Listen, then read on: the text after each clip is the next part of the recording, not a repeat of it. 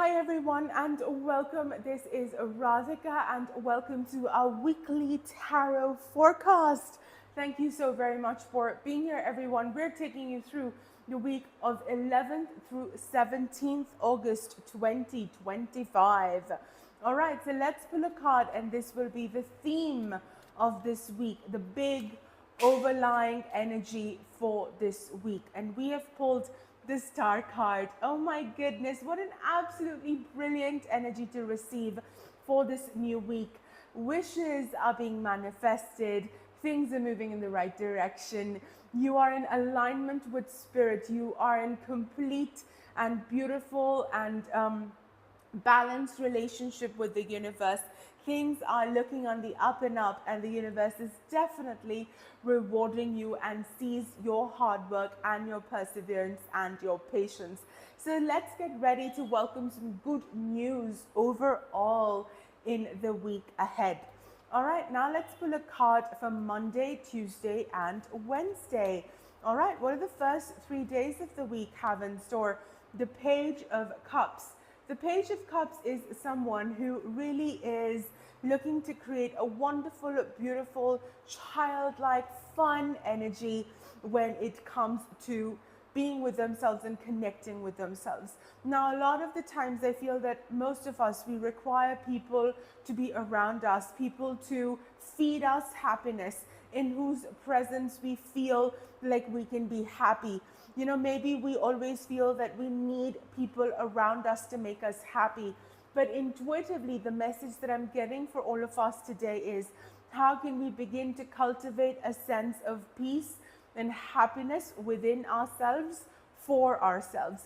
Where can we stop relying on people always being there for us, or friends always showing up for us, or always having a plan, something to busy our time?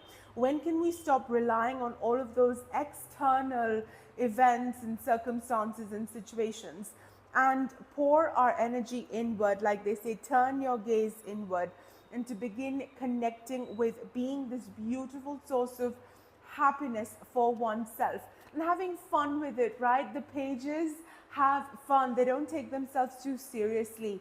This is not about getting very serious about people showing up for you or people not showing up for you. This has that very bouncy, childlike, innocence, effervescence energy. And we are asked to cultivate that for ourselves, okay? All right, let's see what we have for Thursday and for Friday. We've pulled the Seven of Pentacles. All right, so you are doing work, whether it comes to building financial growth, whether it's about manifesting a new job or trying to change some things at home, trying to mend relationships at work or in your family. And what this card is saying is that you are on the right track. You have been doing some impressive work. And what this card is saying is that now is the time for you to step back a little bit. Now is the time for you to let the universe take charge, so that whatever hard work, whatever action you've taken can reach its fullest potential. A lot of the times when we take action, we become very attached to the rewards. We become very attached to how it's going to end. We become very attached to making sure that things go exactly as how we had planned. And we become too narrowly focused, and we just go like really into it. And what the universe today is saying is that, can we do our work and can we step back? Can we step back and let the universe take over? That's what I want to say to you. Remember the Star card? Remember when it said that things are working out in your favor? In order for things to work out in your favor, you sometimes need to step back and not be too obsessed over how's it turning out? How's it going to work out? Is it going to? And just let the universe sort of sprinkle its divine magic over it. All right, so that's my card for Thursday and Friday. Maybe take a step back and remember the effervescence energy of the first 3 days of the week. All right, let's move to the weekend. What is Spirit saying is in store for us for the weekend? We've pulled the Moon card. Now, it's so fun. We pulled the Star card and then we've pulled the Moon card. And what we are being guided towards is to not let fear, to not let our own negative self-talk hold us back.